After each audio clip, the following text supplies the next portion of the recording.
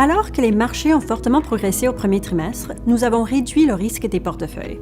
Ainsi, nous avons réduit notre exposition aux actions et nous avons continué à réduire notre surpondération en actions américaines. Parallèlement, nous avons aussi réduit notre surpondération en actions des marchés émergents. Face à l'incertitude grandissante des marchés internationaux, nous avons sous-pondéré les actions internationales. Du côté des obligations, nous avons réduit notre exposition. Étant donné les taux faibles, nous avons augmenté les liquidités et diminué le risque de crédit dans nos portefeuilles.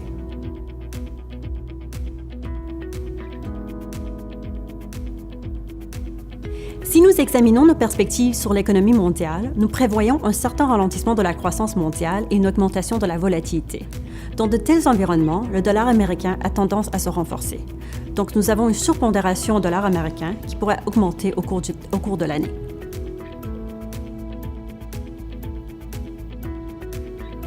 Nous adoptons une position plus prudente pour 2019.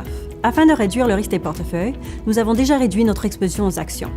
Également, nous avons ajusté notre répartition de l'actif en augmentant notre exposition aux économies qui nous semblent plus solides et en réduisant notre exposition aux économies un peu plus incertaines, comme les marchés internationaux. Nous croyons que les portefeuilles sont bien positionnés pour faire face à l'accroissement de la volatilité en 2019.